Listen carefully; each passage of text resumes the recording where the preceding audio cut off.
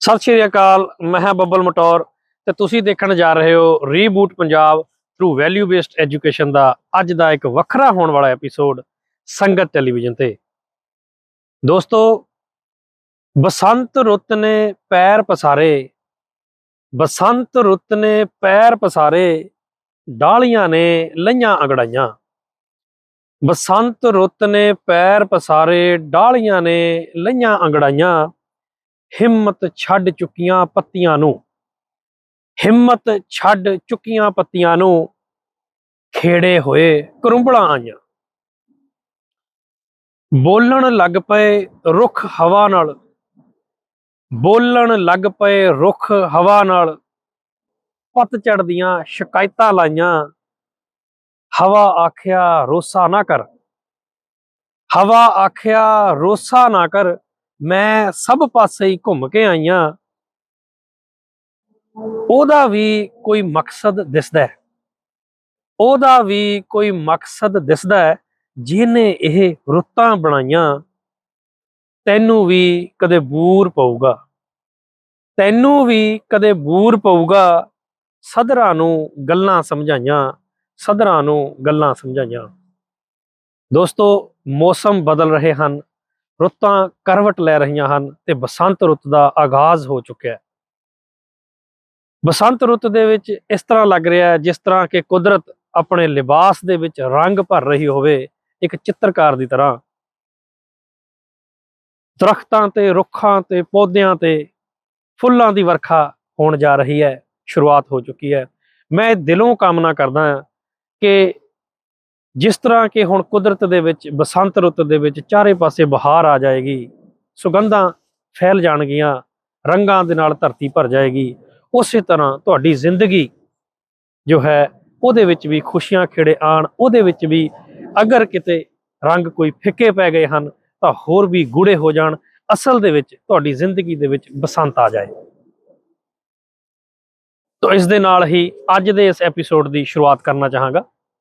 ਸੋ ਸਭ ਤੋਂ ਪਹਿਲਾਂ ਮੈਂ ਆਓ ਸਵਾਗਤ ਕਰਦਾ ਹਾਂ ਅੱਜ ਇੱਕ ਵਾਰ ਫੇਰ ਸਾਡੇ ਨਾਲ ਜੁੜ ਚੁੱਕੇ ਸਰਦਾਰ ਲਖਵਿੰਦਰ ਸਿੰਘ ਜੀ ਦਾ, ਜੋ ਕਿ ਲੰਮੇ ਸਮੇਂ ਤੋਂ ਕਲਗੀਧਰ ਟਰੱਸਟ UK ਦੇ ਵਿੱਚ ਆਪਣੀਆਂ ਸੇਵਾਵਾਂ ਦੇ ਰਹੇ ਹਨ।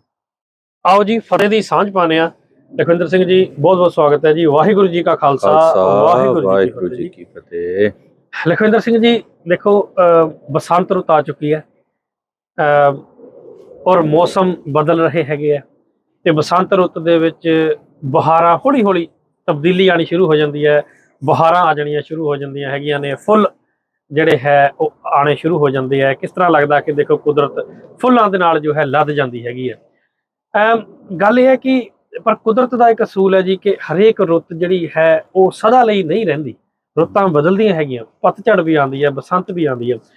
ਪਰ ਗੱਲ ਇਹ ਹੈ ਜੀ ਕਿ ਜੇ ਅਸੀਂ ਗੁਰਬਾਣੀ ਦੀ ਰੋਸ਼ਨੀ ਦੇ ਵਿੱਚ ਦੇਖੀਏ ਤੇ ਹੁਣ ਗੁਰਬਾਣੀ ਦੇ ਵਿੱਚ ਇਹ ਚੀਜ਼ ਕਹੀ ਗਈ ਹੈ ਕਿ ਜੇ ਤੁਸੀਂ ਆਪਣੀ ਜ਼ਿੰਦਗੀ ਦੇ ਵਿੱਚ ਸਦਾ ਲਈ ਬਸੰਤ ਰੱਖਣੀ ਚਾਹੁੰਦੇ ਹੋ, ਇਹ ਪੋਸੀਬਲ ਹੈ। ਕੁਦਰਤ ਦੇ ਜੋ ਰੁੱਤਾਂ ਆ ਉਹਨੂੰ ਅਸੀਂ ਕੰਟਰੋਲ ਨਹੀਂ ਕਰ ਸਕਦੇ, ਪਰ ਆਪਣੀ ਜ਼ਿੰਦਗੀ ਦੀ ਜੋ ਰੁੱਤ ਹੈ ਉਹਨੂੰ ਅਪ ਟੂ ਸਮ ਐਕਸਟੈਂਟ ਉਹ ਹੁਣ ਆਪਣੇ ਤੇ ਨਿਰਭਰ ਕਰੇਗਾ ਕਿ ਅਸੀਂ ਉਹਨੂੰ ਅਸੀਂ ਕੰਟਰੋਲ ਕਰ ਸਕਦੇ ਹੈਗੇ ਆ। ਉਹਦਾ ਜੋ ਮੇਜਰ, ਉਹਦਾ ਜੋ ਗਾਈਡਲਾਈਨ ਗੁਰਬਾਣੀ ਦੇ ਵਿੱਚ ਵੀ ਸਾਨੂੰ ਦੇਖਣ ਨੂੰ ਮਿਲਦੀ ਹੈਗੀ ਹੈ ਕਿ ਸਭ ਦੇ ਸਦਾ ਬਸੰਤ ਹੈ, ਜਿਤ ਤਨ ਮਨ ਹਰਿਆ ਹੋਏ। ਸੋ ਜਿੱਥੇ ਅਸੀਂ ਮੌਸਮ ਦੇ ਤਬਦੀਲੀ ਦੇ ਹਿਸਾਬ ਨਾਲ ਬਸੰਤ ਰੁੱਤ ਦੇ ਵਿੱਚ ਆ ਚੁੱਕੇ ਹਾਂ, ਉਸੇ ਤਰ੍ਹਾਂ ਜ਼ਿੰਦਗੀ ਦੇ ਵਿੱਚ ਖੁਸ਼ੀਆਂ ਖੇੜੇ ਰੱਖਣੇ, ਆਪਣੇ ਮਨ ਨੂੰ ਆਨੰਦ ਦੀ ਅਵਸਥਾ ਦੇ ਵਿੱਚ ਰੱਖਣਾ, ਔਰ ਇਹ ਬੜਾ ਚੈਲੰਜਿੰਗ ਹੋਊਗਾ। ਪਰ ਕਿਸ ਤਰ੍ਹਾਂ ਬਸੰਤ ਬਣਾ ਕੇ ਰੱਖਣੀ, ਉਹ ਸਾਨੂੰ ਗੁਰਬਾਣੀ ਦੀ ਸੇਧ ਨੇ ਸਾਨੂੰ ਦੱਸਿਆ ਕਿ ਤੁਸੀਂ ਪ੍ਰਮਾਤਮਾ ਦੇ ਨਾਮ ਦੇ ਨਾਲ ਜੁੜੇ ਰਹੋ ਤੇ ਬਸੰਤ ਰੁੱਤ ਬਣੇਗੀ। ਜ਼ਿੰਦਗੀ ਦੇ ਵਿੱਚ ਦਿਨ ਰਾਤ ਹੁੰਦੇ ਆ ਜੀ, ਹਰ ਰੋਜ਼ ਇੱਕ ਨਵਾਂ ਦਿਨ ਹੁੰਦਾ। ਇਟ ਮੀਨਸ ਕਿ ਹਰ ਰੋਜ਼ ਸਾਨੂੰ ਪ੍ਰਮਾਤਮਾ ਦੇ ਨਾਮ ਦੇ ਨਾਲ ਜੁੜਨਾ ਪਏਗਾ, ਸਿੰਪਲ ਗੱਲ ਹੈ ਜੀ।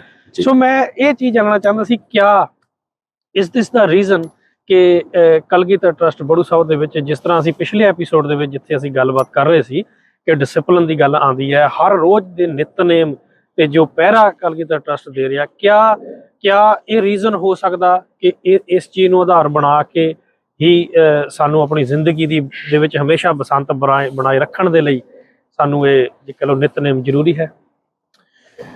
ਜੀ ਭਾਜੀ, ਧੰਨਵਾਦ ਆਪ ਜੀ ਦਾ ਦਾਸ ਨੂੰ ਪ੍ਰੋਗਰਾਮ ਦੇ ਵਿੱਚ ਸ਼ਾਮਲ ਕਰਨ ਲਈ। ਔਰ ਇਸ ਤੋਂ ਪਹਿਲਾਂ ਕਿ ਅਸੀਂ ਆਪ ਦੀ ਗੱਲ ਰੱਖੀਏ, ਸੰਗਤਾਂ ਨੂੰ ਇੱਕ ਵਾਰੀ ਦਾਸ ਵੱਲੋਂ ਵਾਹਿਗੁਰੂ ਜੀ ਕਾ ਖਾਲਸਾ, ਵਾਹਿਗੁਰੂ ਜੀ ਕੀ ਫਤਿਹ।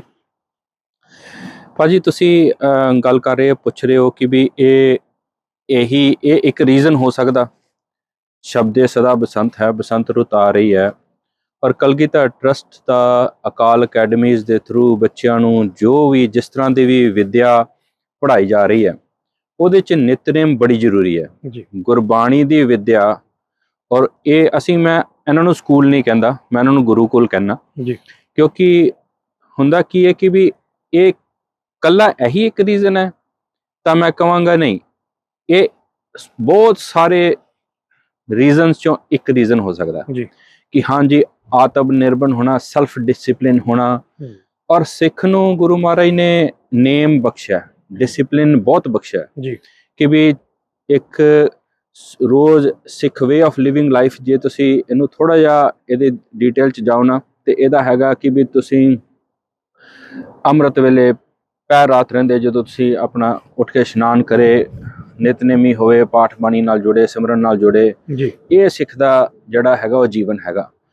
ਤੇ ਮਹਾਂਪੁਰਖਾਂ ਨੇ ਜਿਹੜਾ ਵਿਜ਼ਨ ਕੀਤਾ, ਸੰਤ ਅਤਰ ਸਿੰਘ ਜੀ ਮਹਾਰਾਜ ਮਸਤੂਆਣੇ ਵਾਲੇ, ਜਿਨ੍ਹਾਂ ਦਾ ਅਸੀਂ ਅੱਜ ਕੱਲ੍ਹ ਇਹਨਾਂ ਦੇ ਜਨਮ ਦਿਹਾੜੇ ਦੇ ਸਮਾਗਮ ਪ੍ਰੋਗਰਾਮ ਵੀ ਚੱਲ ਰਹੇ ਹੈਗੇ ਸੰਗਤ ਟੀਵੀ ਦੇ ਉੱਤੇ, ਔਰ ਸੰਗਤਾਂ ਉਹਦੇ ਵੀ ਦਰਸ਼ਨ ਕਰ ਰਹੀਆਂ ਜੀ। ਉਹਨਾਂ ਨੇ ਇਹ ਵਿਜ਼ਨ ਕੀਤਾ ਸੀ ਕਿ ਆਉਣ ਵਾਲੇ ਸਿੱਖ ਦੀ ਘਾੜਤ, ਕਿਉਂਕਿ ਉਦੋਂ ਗੋਰਿਆਂ ਦਾ ਰਾਜ ਸੀ, ਤੇ ਗੋਰਿਆਂ ਨੇ ਕਹਿਣਾ ਸ਼ੁਰੂ ਕਰ ਦਿੱਤਾ ਸੀ ਕਿ ਵੀ ਆਉਣ ਵਾਲਾ ਸਮਾਂ ਜਿਹੜਾ ਹੈਗਾ ਉਹ ਸਿੱਖ ਜਿਹੜੇ ਖਤਮ ਹੋ ਜਾਣਗੇ। ਜੀ। ਇਹਨਾਂ ਦੇ ਸ਼ਸਤਰ ਬਸਤਰ, ਇਹਨਾਂ ਦੇ ਜਿੰਨੇ ਵੀ ਤੁਸੀਂ ਰੋਹ ਰੀਤਾਂ, ਰਹਿਤ ਮਰਿਆਦਾਵਾਂ ਜਿਹੜੀਆਂ ਵੀ ਤੁਸੀਂ ਦੇਖਦੇ ਆ, ਇਹ ਅਜਾਇਬ ਘਰਾਂ ਦੇ ਹਿੱਸੇ ਹੋਣਗੀਆਂ। ਉੱਥੇ ਅਜਾਇਬ ਘਰਾਂ ਦੇ ਵਿੱਚ ਜਾ ਕੇ ਲੋਕ ਇਹਦੇ ਦਰਸ਼ਨ ਕਰਿਆ ਕਰਨਗੇ। ਇੱਕ ਬੜੀ ਚੁਣੌਤੀ ਭਰਾ ਇੱਕ ਕਹ ਲਓ ਇਹ ਸਮਾਂ ਸੀ ਉਦੋਂ ਸਿੱਖਾਂ ਲਈ, ਜਦੋਂ ਕੋਈ ਅੰਮ੍ਰਿਤ ਪਾਉਣ ਵਾਲੇ ਪਾਸੇ ਨਹੀਂ ਜਾ ਰਿਹਾ ਹੋਏਗਾ, ਉਸ ਟਾਈਮ ਤੇ ਇਦਾਂ ਦਾ ਸਮਾਂ ਸੀ। ਤੇ ਸੰਤ ਅਤਰ ਸਿੰਘ ਨੇ ਹਲੂਣਾ ਦਿੱਤਾ ਸੀ ਕੌਮ ਨੂੰ ਕਿ ਵੀ ਜੇ ਤੁਸੀਂ ਆਉਣ ਵਾਲਾ ਸਮਾਂ ਚਾਹੁੰਦੇ ਹੋ ਭਵਿੱਖਤ, ਕਿ ਵੀ ਆਪਣਾ ਤੁਸੀਂ ਰਾਜ ਭਾਗ ਤੇ ਅਧਿਆਤਮ ਦੇ ਰਾਹ ਦੇ ਉੱਤੇ ਤੁਸੀਂ ਮੱਲਾਂ ਮਾਰਨੀਆਂ ਚਾਹੁੰਦੇ ਹੋ, ਤੇ ਅੱਜ ਤੁਹਾਨੂੰ ਅੰਮ੍ਰਿਤ ਛਕਣਾ, ਗੁਰੂ ਵਾਲੇ ਪਾਸੇ ਲੱਗਣਾ, ਨਿਤਨੇਮੀ ਹੋਣਾ ਬਹੁਤ ਜ਼ਰੂਰੀ ਹੈ ਜੀ। ਤੇ ਕਿਸੇ ਨੇ ਅਕਸਰ ਸਾਖੀਆਂ ਦੇ ਵਿੱਚ, ਸੰਤ ਜੀ ਮਹਾਰਾਜ ਦੇ ਵਿੱਚ ਇਹ ਵੀ ਜ਼ਿਕਰ ਆਉਂਦਾ ਕਿ ਕਿਸੇ ਨੇ ਪੁੱਛ ਲਿਆ ਕਿ ਖਾਲਸਾ ਰਾਜ ਕਦੋਂ ਆਏਗਾ, ਤੇ ਸੰਤ ਜੀ ਮਹਾਰਾਜ ਨੇ ਕਿਹਾ ਸੀ, ਜਵਾਬ ਦਿੱਤਾ ਕਿ ਜਦੋਂ ਪਹਿਰ ਰਾਤ ਰਹਿੰਦੇ 2 ਵਜੇ ਸਵੇਰੇ ਖੂਹਾਂ ਦੇ ਉੱਤੇ ਡੋਲੂ ਖੜਕਣੇ ਸ਼ੁਰੂ ਹੋ ਜਾਣਗੇ ਨਾ, ਤੇ ਉਦੋਂ ਖਾਲਸਾ ਰਾਜ ਸਮਝੋ ਆ ਗਿਆ। ਤਾਂ ਇਸ਼ਾਰਾ ਉਹਨਾਂ ਦਾ ਉਹ ਸੀ ਕਿ ਵੀ ਕੱਲਾ ਸਿੱਖ ਜਦੋਂ ਨਿਤਨੇਮੀ ਹੋ ਜਾਏਗਾ। ਤੇ ਕਮੀ ਸਾਡੀ ਇਸੇ 'ਚ ਹੀ ਹੈਗੀ। ਅਸੀਂ ਹੋਰ ਬਹੁਤ ਚੀਜ਼ਾਂ, ਦੁਨੀਆ ਦੇ ਵਿੱਚ ਬੜੀਆਂ ਤਰ੍ਹਾਂ ਦਾ ਪ੍ਰਚਾਰ ਹੋ ਰਿਹਾ ਇਸ ਵੇਲੇ ਜੀ, ਤੇ ਪਰ ਜਿਹੜੀ ਚੀਜ਼ ਸਾਨੂੰ ਸਿੱਖੀ, ਗੁਰਬਾਣੀ ਤੇ ਗੁਰੂ ਵਾਲੇ ਪਾਸੇ ਜੋੜਦੀ ਆ ਨਾ, ਉਹਦੇ ਪ੍ਰਚਾਰ ਨੂੰ ਪਤਾ ਨਹੀਂ ਕਿਸੇ ਰੀਜ਼ਨ ਕਾਸੇ ਅਸੀਂ ਅਣਗੋਲਿਆਂ ਕਰਕੇ ਕਿਸੇ ਹੋਰ ਤਰ੍ਹਾਂ ਦੇ ਪ੍ਰਚਾਰਾਂ ਦੇ ਪਾਸੇ ਅਸੀਂ ਜ਼ਿਆਦਾ ਫੋਕਸ ਕਰ ਲੈਂਦੇ ਹਾਂ। ਚਾਹੇ ਤੁਸੀਂ ਉਹ ਪੋਲੀਟੀਕਲ ਕਹਿ ਲਓ, ਚਾਹੇ ਤੁਸੀਂ ਉਹ ਗਲੈਮਰਸ ਕਹਿ ਲਓ, ਕਿ ਵੀ ਹਰ ਤਰ੍ਹਾਂ ਦਾ ਪ੍ਰਚਾਰ ਹੀ ਹੈ ਨਾ ਜੀ ਉਹ ਵੀ। ਹਾਂਜੀ ਬਿਲਕੁਲ। ਸੋ ਸੰਤਾਂ ਨੇ ਜਦੋਂ ਇਸ ਚੀਜ਼ ਪ੍ਰਚਾਰੀ, ਇਸ ਵਿਜ਼ਨ ਨਾਲ ਜਿਹੜੇ ਪ੍ਰਸਤਾਵ ਸੰਤ ਤੇਜਾ ਸਿੰਘ ਜੀ ਮਹਾਰਾਜ ਨੂੰ ਰੱਖਿਆ, ਔਰ ਸੰਤ ਤੇਜਾ ਸਿੰਘ ਜੀ ਨੇ ਫਿਰ ਉਹ ਵਿਜ਼ਨ ਜਿਹੜਾ ਬਾਬਾ ਇਕਬਾਲ ਸਿੰਘ ਜੀ ਦੇ ਥਰੂ, ਮਹਾਂਪੁਰਸ਼ਾਂ ਦੇ ਥਰੂ ਇਹ ਪ੍ਰਗਟ ਕਰਵਾਇਆ। ਸੋ ਉਹਦੇ ਵਿੱਚ ਇਹ ਸੀ ਕਿ ਵੀ ਜਿਹੜੀ ਵਿਜ਼ਨ ਸੀ ਸੰਤ ਅਤਰ ਸਿੰਘ ਜੀ ਦੀ, ਕਿ ਹਰ ਬੱਚੇ ਨੂੰ ਨਿਤਨੇਮੀ ਬਣਾਉਣਾ ਜੀ। ਸਿੱਖਾਂ ਦਾ ਬੱਚਾ ਹੋਏ, ਸਿੱਖਾਂ ਦੇ ਘਰੇ ਪੈਦਾ ਹੋਇਆ ਹੋਵੇ, ਤੇ ਨਿਤਨੇਮੀ ਜ਼ਰੂਰ ਹੋਏ, ਉਹਨੂੰ ਪਤਾ ਹੋਵੇ ਕਿ ਵੀ ਹਾਂ ਬਈ ਬਾਣੀ ਤੇ ਬਾਣੇ ਦੀ ਮਹੱਤਤਾ ਕੀ ਹੈਗੀ। ਇਸ ਚੀਜ਼ ਨੂੰ ਗਰਾਊਂਡ ਲੈਵਲ ਤੇ ਇੰਪਲੀਮੈਂਟ ਕਰਨ ਲਈ ਅਕਾਲ ਅਕੈਡਮੀਜ਼ ਨੇ, ਹੋਰ ਭਾਵੇਂ ਸਬਜੈਕਟਿਵ ਤੇ ਐਜੂਕੇਸ਼ਨਲ ਕੰਪਰੋਮਾਈਜ਼ਸ ਭਾਵੇਂ ਕਈ ਕਰ ਲਏ ਹੋਣ, ਪਰ ਬਾਣੀ ਦੇ ਨਾਲ ਤੇ ਨਿਤਨੇਮ ਦੇ ਨਾਲ ਕੰਪਰੋਮਾਈਜ਼ ਨਹੀਂ ਕੀਤਾ ਜੀ। ਉਹਦਾ ਰੀਜ਼ਨ ਇਹ ਸੀ ਕਿ ਵੀ ਜਿਹੜਾ ਪਿੱਛੇ ਉਹਦਾ ਪਿਛੋਕੜ ਹੈ, ਇਤਿਹਾਸ ਹੈ, ਉਹ ਸੰਤ ਅਤਰ ਸਿੰਘ ਜੀ ਮਹਾਰਾਜ ਦਾ ਵਿਜ਼ਨ ਹੈਗਾ, ਸੰਤ ਤੇਜਾ ਸਿੰਘ ਮਹਾਰਾਜ ਦੀ ਘਾਲਣਾ ਹੈਗੀ, ਤੇ ਬਾਬਾ ਇਕਬਾਲ ਸਿੰਘ ਜੀ ਦਾ ਉਹ ਸਾਰਾ ਜੀਵਨ ਹੈਗਾ, ਜਿਨ੍ਹਾਂ ਨੇ ਇਹ ਬੱਚਿਆਂ ਨੂੰ ਇਸ ਪਾਸੇ ਲਾਉਣ ਲਈ ਸਾਰਾ ਜੀਵਨ ਲਗਾ ਦਿੱਤਾ। ਔਰ ਬੱਚੇ ਇਸ ਤੋਂ ਸਿੱਖਦੇ ਨੇ, ਜਿਹੜੀ ਹੈ ਉਹਨਾਂ ਦੀ ਮਨੋਬਲ, ਜਿਹੜਾ ਨਿਤਨੇਮ ਕਰਨਾ ਮਨੋਬਲ ਵੱਧਦਾ, ਇਹ ਸਾਇੰਟੀਫਿਕਲੀ ਪ੍ਰੂਵਨ ਹੈਗਾ। ਕਿਉਂਕਿ ਜਦੋਂ ਤੁਸੀਂ ਸਪਿਰਿਚੁਅਲਿਟੀ ਦੇ ਰਾਹ ਦੇ ਉੱਤੇ ਚੱਲਦੇ ਹੋ, ਤੇ ਜਦੋਂ ਤੁਸੀਂ ਰੱਬ ਦੀ ਹੋਂਦ ਨੂੰ ਮੰਨ ਕੇ ਉਸ ਅੱਗੇ ਅਰਦਾਸਾਂ ਕਰਦੇ ਹੋ, ਤੇ ਤੁਹਾਡੇ ਕਾਰਜ ਆਪੇ ਸਵਰਦੇ। ਅਸੀਂ ਸਾਰੇ at the end of the day ਭਾਜੀ, ਅਸੀਂ ਕੋਈ ਵੀ ਦੁਨਿਆਵੀ ਮੱਲ ਅਸੀਂ ਕੋਈ ਵੀ ਮਾਰ ਲਈਏ, ਤੇ ਪਰ ਸਾਡਾ ਅਕੀਦਾ ਤੇ ਰੱਬ ਤੇ ਹੀ ਹੁੰਦਾ ਨਾ ਜੀ। ਅਸੀਂ ਆ ਜਾ ਕੇ ਅਰਦਾਸ ਤੇ ਉਸ ਅਕਾਲ ਪੁਰਖ ਵਾਹਿਗੁਰੂ ਅੱਗੇ ਕਰਨੀ ਹੁੰਦੀ ਕਿ ਤੇਰਾ ਭਾਣਾ ਮਿੱਠਾ ਲੱਗੇ, ਪਰ ਉਸ ਭਾਣੇ ਨੂੰ ਮੰਨਣਾ, ਉਹਦੀ ਤਿਆਰੀ ਕਰਨੀ, ਇਹ ਉਹ ਸ਼ੁਰੂ ਤੋਂ ਹੀ ਹੈ ਨਾ, ਇਹ ਇਸ ਕਿਸੇ ਨੇ ਤੁਹਾਡੇ ਅੰਦਰ ਘੁੱਟ ਕੇ ਪਾਈ ਹੋਏਗੀ ਤੇ ਤੁਸੀਂ ਉਸ ਉਹਨੂੰ ਭਾਵਨਾ follow ਉਹਨੂੰ ਫੋਲੋ ਕਰੋਗੇ। ਬਿਲਕੁਲ ਸੋ ਇਹ ਜ਼ਰੂਰ ਹੈਗਾ ਕਿ ਵੀ ਸ਼ਬਦੇ ਸਦਾ ਬਸੰਤ ਹੈ, ਤਾਂ ਹੀ ਉਹਨਾਂ ਦਾ ਹਿਰਦਾ ਖਿੜਿਆ ਰਹਿੰਦਾ ਉਹਨਾਂ ਜੀ, ਬੱਚਿਆਂ ਦਾ, ਜੀ। ਚਾਹੇ ਦੁੱਖ ਆਏ ਚਾਹੇ ਸੁੱਖ ਆਏ, ਰੋਗ ਆਏ ਸੋਗ ਆਏ, ਤੇ ਹਿਰਦਾ ਹਮੇਸ਼ਾ ਖਿੜਿਆ ਰਹਿਣਾ, ਆਨੰਦ ਦੀ ਅਵਸਥਾ ਬਣੀ ਰਹੇ ਸਿੱਖ ਦੀ। ਇਸ ਕਰਕੇ ਜ਼ਰੂਰੀ ਹੈ ਕਿ ਵੀ ਸਿੱਖਾਂ ਦੇ ਘਰ ਪੈਦਾ ਹੋਣ ਵਾਲੇ ਬੱਚੇ ਉਹ ਸਾਰੇ ਨਿਤਨੇਮੀ ਹੋਣ। ਜੀ ਬਿਲਕੁਲ ਜੀ। ਔਰ ਜਿਸ ਤਰ੍ਹਾਂ ਤੁਸੀਂ ਗੱਲ ਕੀਤੀ ਹੈ ਮਨੋਬਲ ਦੀ, ਉਹ ਬਲ ਦੀ ਜੋ ਲਗਾਤਾਰ ਇੱਕ ਬੂਸਟ, ਲਗਾਤਾਰ ਸਪਲਾਈ ਬਲ ਦੀ, ਜੋ ਸਟਰੈਂਥ ਦੀ ਮਨ ਨੂੰ ਜਿਹੜੀ ਜਾਣੀ ਹੈ ਹਨਾ ਜੀ, ਉਹਦਾ ਸਰੋਤ ਗੁਰਬਾਣੀ ਦੇ ਉੱਤੇ ਤਾਂ ਕੁਝ ਹੋ ਹੀ ਨਹੀਂ ਸਕਦਾ। ਜੀ ਭਾਜੀ। ਸੋ ਬਿਲਕੁਲ ਸਹੀ ਗੱਲ ਜੀ, ਬੜੇ ਵਧੀਆ ਤਰੀਕੇ ਦੇ ਨਾਲ ਤੁਸੀਂ ਹਿਸਟੋਰਿਕ ਫੈਕਟਸ ਦੇ ਕੇ ਔਰ ਇੱਕ ਜੋ ਹੈ ਤੁਸੀਂ ਜੋ ਉਹ ਗੱਲ ਦੱਸੀ ਹੈ ਕਿ ਖੂਹਾਂ ਦੇ ਉੱਤੇ ਜਦੋਂ ਅੰਮ੍ਰਿਤ ਵੇਲੇ ਹਨਾ ਜੀ ਬਾਲਟੀਆਂ ਡੋਲੂ ਖੜਕਣ ਲੱਗ ਗਏ ਤੇ ਸਮਝ ਲਓ ਕਿ ਉਹ ਚੜ੍ਹਦੀ ਕਲਾ ਦਾ ਇੱਕ ਪ੍ਰਤੀਕ ਹੈਗਾ ਹੈ ਹਨਾ ਜੀ। ਸੋ ਅਸੀਂ ਪਿਛਲੇ ਐਪੀਸੋਡ ਦੇ ਵਿੱਚ ਇਹ ਵੀ ਗੱਲ ਕਰ ਰਹੇ ਸੀ ਕਿ ਡਿਸਪਲਿਨ ਜਿਹੜਾ ਹੈਗਾ ਹਨਾ, ਤੁਸੀਂ ਆਲਰੇਡੀ ਇਸ ਮਸਲੇ ਨੂੰ ਥੋੜਾ ਜਿਹਾ ਛੋਹ ਲਿਆ ਹੈਗਾ ਕਿ ਉੱਤੇ ਤੁਸੀਂ ਕੰਪਰੋਮਾਈਜ਼ ਨਹੀਂ ਕਰਦੇ। ਔਰ ਪਰ ਨਾਲ ਦੀ ਨਾਲ ਜਿੱਥੇ ਤੁਹਾਡੇ ਕੋਲ ਇੱਕ ਜੋ ਧਾਰਮਿਕ ਮਰਿਆਦਾ ਤੁਸੀਂ ਬਣਾ ਕੇ ਰੱਖੀ ਹੈ, ਸਟ੍ਰਿਕਟਲੀ ਬਣਾ ਕੇ ਰੱਖੀ ਹੈ, ਔਰ ਮਰਿਆਦਾਵਾਂ ਜੇਕਰ ਸਟ੍ਰਿਕਟਲੀ ਨਾ ਬਣਾਈਆਂ ਜਾਣ ਆਈ ਥਿੰਕ ਤਾਂ ਫਿਰ ਉਹ ਮਰਿਆਦਾ ਬਹੁਤੀ ਦੇਰ ਤੱਕ ਸਸਟੇਨ ਨਹੀਂ ਕਰ ਪਾਉਂਦੀ ਹੈਗੀ ਹੈ ਨਾ। ਹੁਣ ਜਿਸ ਤਰ੍ਹਾਂ ਅਸੀਂ ਜੇ ਅਸੀਂ ਬਾਹਰਲੇ ਪੱਛਮੀ ਮੁਲਕਾਂ ਦਾ ਦੇਖ ਲਈਏ ਤਾਂ ਇਹਨਾਂ ਦੇ ਵਿੱਚ ਲਾਅ ਐਂਡ ਆਰਡਰ ਜਾਂ ਹੋਰ ਕਿੰਨੇ ਕਾਨੂੰਨ ਹੁੰਦੇ ਆ, ਕਿੰਨੇ ਸਖਤੀ ਦੇ ਨਾਲ ਹੀ ਫੋਲੋ ਕਰਦੇ ਆ। ਤਾਂ ਕਿਤੇ ਨਾ ਕਿਤੇ ਉਹ ਚੀਜ਼ ਇੰਪੋਰਟੈਂਟ ਵੀ ਹੁੰਦੀ ਹੈ ਕਿ ਉਹ ਕੁਛ ਨਾ ਕੁਛ ਸਖਤੀ ਤਾਂ ਰੱਖਣੀ ਪੈਂਦੀ ਹੈ। ਚਾਹੇ ਅਸੀਂ ਪਰਿਵਾਰਾਂ 'ਚ ਦੇਖੀਏ ਹਨਾ ਜੀ, ਉਹ ਕਹਿੰਦੇ ਹੁੰਦੇ ਨਾ ਕਿ ਜਿਹੜੇ ਪਿਓ ਨੇ ਜੇਕਰ ਮੁੰਡਾ ਆਪਣਾ ਥੋੜਾ ਜ਼ਿਆਦਾ ਢਿੱਲਾ ਛੱਡਿਆ ਹੋਏ ਤਾਂ ਉਹ ਫਿਰ ਹਨਾ ਆਪਣੇ ਪੰਜਾਬ 'ਚ ਅਕਸਰ ਕਹਾਵਤ ਹੈ, ਰੰਬਾ ਤੇ ਮੁੰਡਾ ਤੇ ਰੰਬਾ ਕਹਿੰਦੇ ਚੰਡਿਆ ਹੀ ਕੰਮ ਆਉਂਦਾ ਜੀ। ਸੋ ਪਰ ਅਗਲੀ ਗੱਲ ਤੇ ਅਸੀਂ ਆਨੇ ਆ ਕਿ ਨਾਲ ਦੀ ਨਾਲ ਇੱਕ ਤਾਂ ਚਲੋ ਅਸੀਂ ਇਹ ਸਾਡਾ ਹੋ ਗਿਆ, ਪਰੰਪਰਾ ਹੋ ਗਈ, ਸਾਡੀ ਮਰਿਆਦਾ ਹੋ ਗਈ, ਸਾਨੂੰ ਪਤਾ ਆ ਅਸੀਂ ਕਿਉਂ ਇਹ ਕਰ ਰਹੇ ਹਾਂ, ਸਾਨੂੰ ਉਸ ਚੀਜ਼ ਦਾ ਪਤਾ। ਪਰ ਨਾਲ ਦੀ ਨਾਲ ਗੱਲ ਹੈ ਕਿ ਐਜੂਕੇਸ਼ਨ ਦੀ, ਹੁਣ ਕਿਉਂਕਿ ਸੰਸਥਾ ਤਾਂ ਐਜੂਕੇਸ਼ਨਲ ਸਾਡੀ ਚੈਰਿਟੀ ਹੈਗੀ ਹੈ। ਗੱਲ ਹੁਣ ਜਿਹੜਾ ਸਾਰਾ ਕਾਹਦੇ ਲਈ ਸਾਰਾ ਕੁਝ ਹੋ ਰਿਹਾ ਕਿ ਉਹਨਾਂ ਦੇ ਨਾਲ ਦੀ ਨਾਲ ਜੋ ਹੈ ਸੰਸਾਰਿਕ ਤੌਰ ਤੇ ਉਹਨਾਂ ਦੇ ਜਿਹੜਾ ਹੈ ਉਹਦੇ ਕੰਪੀਟੀਸ਼ਨ ਦੇ ਵਿੱਚ ਜੋ ਵੀ ਕੰਪੀਟੀਸ਼ਨ ਹੈ, ਜਾਂ ਅਗਰ ਉਹ ਨਹੀਂ ਵੀ ਕੰਪੀਟੀਸ਼ਨ ਤੁਸੀਂ ਕਰਨਾ ਫਿਰ ਵੀ ਇੱਕ ਜੋ ਸਮਾਜ ਦਾ ਹੁਣ ਲੈਵਲ ਹੈ ਉੱਥੇ ਤੱਕ ਤੁਹਾਨੂੰ ਅੱਪੜਨਾ ਪਏਗਾ ਜਾਂ ਉਹਨੂੰ ਕ੍ਰੋਸ ਕਰਨਾ ਪਏਗਾ ਜੇ ਤੁਸੀਂ ਕਾਮਯਾਬ ਹੋਣਾ, ਜਾਂ ਤੁਸੀਂ ਕਹਿ ਲਓ ਸਮਾਜ ਨੂੰ, ਆਪਣੀ ਕੰਟਰੀ ਨੂੰ, ਆਪਣੇ ਇੰਡੀਵਿਜੂਅਲਿਟੀ ਨੂੰ ਹਨਾ ਅੱਗੇ ਲੈ ਕੇ ਜਾਣਾ ਹੈਗਾ ਹਨਾ। ਸੋ ਉਹ ਐਜੂਕੇਸ਼ਨ ਦੇ ਤੁਹਾਡੇ ਟਾਈ ਅਪਸ ਜਿਹੜੇ ਨੇ ਪਿਛਲੇ ਐਪੀਸੋਡਸ ਦੇ ਵਿੱਚ ਜੋ ਹੈ ਉਹ ਵੀ ਇਹ ਚੀਜ਼ ਰਿਵੀਲ ਕੀਤੀ ਗਈ ਸੀ ਕਿ ਕੈਂਬਰਿਜ ਯੂਨੀਵਰਸਿਟੀ ਦੇ ਨਾਲ ਟਾਈ ਅਪ ਹੈਗੇ ਆ। ਸੋ ਤਾਂ ਕਿ ਉਹ ਜਿਹੜਾ ਸਿੱਖਿਆ ਦਾ ਲੈਵਲ ਹੈ ਉਹਨੂੰ ਜੋ ਹੈ ਉਹ ਟੌਪ ਤੇ ਬਰਕਰਾਰ ਰੱਖਿਆ ਜਾਵੇ, ਚਾਹੇ ਕਿ ਉਹ ਰਿਮੋਟ ਪਿੰਡ ਹੈ ਜਿੱਥੇ ਹੁਣ ਰਿਮੋਟ ਪਿੰਡ ਦੇ ਵਿੱਚ ਜੇਕਰ ਇਹ ਸਹੂਲਤਾਂ, ਇਹ ਲੈਵਲ ਐਜੂਕੇਸ਼ਨ ਦਾ ਹਲੇ ਤੱਕ ਜੇਕਰ ਕਹਿ ਲਓ ਸੰਸਥਾਵਾਂ ਜਾਂ ਸਰਕਾਰਾਂ ਨਹੀਂ ਅੱਪੜ ਪਾਈਆਂ ਉੱਥੇ ਤੱਕ ਸੰਸਥਾ ਨੇ ਪਹੁੰਚ ਕਰਨ ਦੀ ਜਿਹੜੀ ਹੈ ਕੋਸ਼ਿਸ਼ ਕੀਤੀ ਹੈ। ਇਹ ਆਪਣੇ ਆਪ ਦੇ ਵਿੱਚ ਮੈਨੂੰ ਲੱਗਦਾ ਵੀ ਚੈਲੰਜਿੰਗ ਰਿਹਾ ਵੀ ਹੋਏਗਾ, ਚੈਲੰਜਿੰਗ ਹੁਣ ਵੀ ਹੋਏਗਾ ਹਨਾ ਜੀ। ਇਹ ਸਾਰੇ ਬਾਰੇ ਥੋੜਾ ਜਿਹਾ ਸਾਨੂੰ ਖੁੱਲ ਕੇ ਜ਼ਰੂਰ ਦੱਸਿਓ। ਇਹ ਜੀ ਜਿਹੜਾ ਲੈਵਲ ਆਫ ਐਕਸੀਲੈਂਸ ਹੈਗਾ ਨਾ ਜੀ ਭਾਜੀ, ਇਹਦੀ ਬਾਰ ਜਿਹੜੀ ਸੈੱਟ ਕੀਤੀ ਸੰਤ ਤੇਜਾ ਸਿੰਘ ਜੀ ਨੇ। ਜਦੋਂ ਅਸੀਂ ਉਹਨਾਂ ਦਾ ਜੀਵਨ ਪੜ੍ਹੀਏ ਤੇ ਉਹ ਹਾਰਵਰਡ ਦੇ ਗ੍ਰੈਜੂਏਟ ਸਨ ਹਨਾ, ਤੇ ਇੱਕ ਸਿੱਖ ਲਈ ਉਹਨਾਂ ਦਿਨਾਂ ਦੇ ਵਿੱਚ ਜਦੋਂ ਕਿ ਉਦੋਂ ਹਲੇ ਇਤਿਹਾਸ ਨੂੰ ਜੇ ਅਸੀਂ ਬਰੋਡਲੀ ਦੇਖੀਏ ਨਾ ਉਦੋਂ ਜੀ, ਤੇ ਉਦੋਂ ਸਿੱਖਾਂ ਨੂੰ ਕਾਫੀ ਮਾਰਾਂ ਪੈ ਰਹੀਆਂ ਸਨ ਇਤਿਹਾਸਿਕ, ਕਿ ਵੀ ਉਸ ਟਾਈਮ ਅੰਗਰੇਜ਼ਾਂ ਦਾ ਰਾਜ ਸੀ, ਪਨਪ ਰਿਹਾ ਸੀ, ਸਿੱਖ ਰਾਜ ਜਾ ਚੁੱਕਾ ਸੀ, ਤੇ ਸੰਤਾਂ ਨੇ ਇੱਧਰੋਂ ਮੁਹਿੰਮ ਸ਼ੁਰੂ ਕੀਤੀ ਹੋਈ ਸੀ ਅੰਮ੍ਰਿਤ ਸੰਚਾਰ ਦੀ, ਪਿੰਡ ਪਿੰਡ ਜਾ ਕੇ ਪ੍ਰਚਾਰ ਕਰਨਾ ਸੰਤ ਅਤਰ ਸਿੰਘ ਜੀ ਨੇ। ਤੇ ਪਿੰਡ ਪਿੰਡ ਜਾ ਕੇ ਜਦੋਂ ਸੰਤ ਤੇਜਾ ਸਿੰਘ ਜੀ ਬੜੇ ਹਾਈਲੀ ਕੁਆਲੀਫਾਈਡ ਬੰਦੇ ਸੀ ਉਸ ਟਾਈਮ ਦੇ ਉੱਤੇ, ਔਰ ਇਹਨਾਂ ਨੇ ਜਦੋਂ ਇਹ ਮਿਲੇ ਸੰਤ ਤੇਜਾ ਸਿੰਘ ਨੂੰ, ਵਾਰਤਾ ਇਹ ਲੰਬੀ ਹੈਗੀ ਪਰ ਆਪਾਂ ਥੋੜੀ ਜਿਹੀ ਇਹਨੂੰ ਸੰਕੋਚ ਕੇ ਗੱਲ ਕਰਦੇ ਹਾਂ। ਜਦੋਂ ਇਹ ਮਿਲੇ ਤੇ ਸੰਤ ਤੇਜਾ ਸਿੰਘ ਦੀ ਜਿਹੜੀ ਦੁਨਿਆਵੀ ਪੜ੍ਹਾਈ ਸੀ ਨਾ, ਉਹ ਸੰਤ ਅਤਰ ਸਿੰਘ ਜੀ ਨੇ ਮਹਾਰਾਜ ਨੇ ਜਿਹੜੇ ਉਹਨੂੰ ਅਧਿਆਤਮਕ ਦੇ ਨਾਲ ਜੋੜ ਦਿੱਤਾ।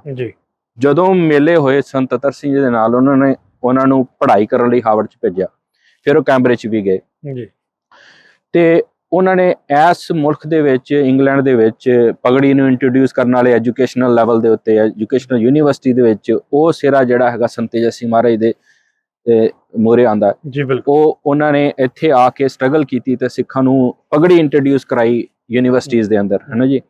ਤੇ ਬੜੇ ਹਾਈ ਲੈਵਲ ਦਾ ਡਾਇਲੋਗ ਕੀਤਾ ਵਾਈਸ ਚਾਂਸਲਰ ਦੇ ਨਾਲ, ਹੈ ਨਾ। ਲੌਬੀ ਹੋਈ, ਲੌਬੀ ਦੇ ਅੱਗੇ ਆਪਣੀ ਸਾਰੀ ਜਿਹੜੀ ਹੈਗੀ ਉਹਨਾਂ ਨੇ ਪ੍ਰੈਜੈਂਟੇਸ਼ਨ ਰੱਖੀ ਕਿ ਵੀ ਸਿੱਖ ਲਈ ਪੱਗ ਕਿਉਂ ਜ਼ਰੂਰੀ ਹੈਗੀ। ਇੱਕ ਤਰ੍ਹਾਂ ਨਾਲ ਪਰਮਿਸ਼ਨ ਵਿਨ ਕੀਤੀ। ਬਿਲਕੁਲ ਜੀ, ਉਹ ਅਲਾਓ ਜਿਹੜਾ ਉਹਨਾਂ ਨੇ ਕੀਤਾ, ਕਨਵਿੰਸਿੰਗ ਪਾਵਰ ਬਹੁਤ ਹਾਈ ਸੀ ਉਹਨਾਂ ਦੀ, ਹੈ ਨਾ। ਕਿਉਂਕਿ ਆਪਣੇ ਫੈਕਟਸ ਦੇ ਨਾਲ ਆਪਣੀ ਗੱਲ ਅੱਗੇ ਰੱਖਣੀ, ਕਿਉਂਕਿ ਉਹ ਤੇ ਹਾਈਲੀ ਹੁਣ ਜਿਹੜੇ ਵਾਈਸ ਚਾਂਸਲਰ ਕੈਂਬਰਿਜ ਲੈਵਲ ਦੇ ਹੋਣਗੇ ਨੇ ਜੀ, ਉਹਨਾਂ ਨੂੰ ਕਨਵਿੰਸ ਕਰਨਾ it's not N easy task, ਹੈ ਨਾ ਜੀ। ਤੇ ਉਹਨਾਂ ਨੇ ਉਹ ਸਾਰੀਆਂ ਚੀਜ਼ਾਂ ਕਰਦੇ ਹੋਏ ਹਮੇਸ਼ਾ ਉਹ ਇੱਕ ਬਾਰ ਸੈੱਟ ਕਰ ਦਿੱਤੀ ਸੀ ਸਾਡੇ ਲਈ। ਜਦੋਂ ਪੜ੍ਹਾਈਆਂ ਕਰਕੇ ਉਸ ਤੋਂ ਬਾਅਦ ਉਹ ਵਾਪਸ ਪੰਜਾਬ ਦੀ ਧਰਤੀ ਤੇ ਗਏ, ਸੰਤਾਂ ਨੂੰ ਜਾ ਕੇ ਮਿਲੇ ਤੇ ਜਾ ਕੇ ਸੰਤ ਤੱਤਰ ਸਿੰਘ ਮਹਾਰਾਜ ਨੇ ਕਿਹਾ ਕਿ ਵੀ ਦਾਸ ਆ ਗਿਆ ਜੀ ਸੇਵਾ 'ਚ। ਤੇ ਅਸੀਂ ਹੋ ਆਏ ਹਾਂ, ਕੈਂਬਰਿਜ ਵੀ ਗਏ ਸੀ, ਹਾਰਵਰਡ ਵੀ ਗਏ ਸੀ, ਅਸੀਂ ਪੜ੍ਹਾਈਆਂ ਕਰ ਆਏ ਹਾਂ। ਤੇ ਸੰਤਾਂ ਨੇ ਉਸ ਟਾਈਮ ਦੇ ਉੱਤੇ ਸੇਵਾ ਦੇ ਵਿੱਚ ਅੱਗੇ ਗਾ ਉਹਨਾਂ ਨੂੰ ਲਗਾਇਆ, ਹੈ ਨਾ। ਉਸ ਟਾਈਮ ਤੇ ਇੰਡੀਆ ਦੇ ਵਿੱਚ ਮਦਨ ਮੋਹਨ ਮਾਲਵੀਆ ਜੀ ਆ ਕੇ ਸੰਤਾਂ ਨੂੰ ਮਿਲੇ ਤੇ ਸੰਤਾਂ ਨੂੰ, ਸੰਤ ਤੱਤਰ ਸਿੰਘ ਜੀ ਨੂੰ ਬਨਾਰਸ ਹਿੰਦੂ ਯੂਨੀਵਰਸਿਟੀ ਦਾ ਨੀਂਹ ਪੱਥਰ ਰੱਖਣ ਲਈ ਵੀ ਉਹਨਾਂ ਨੂੰ ਸੱਦਾ ਦਿੱਤਾ ਜੀ।